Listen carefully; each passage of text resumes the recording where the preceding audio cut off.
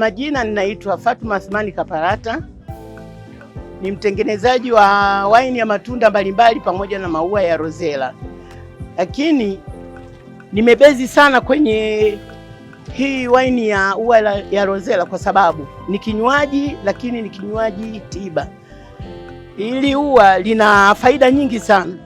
Faida ya kwanza, lina calcium kwa wingi na vitamini C kwa wingi, hivyo boost kinga na kusaidia kwenye mifupa.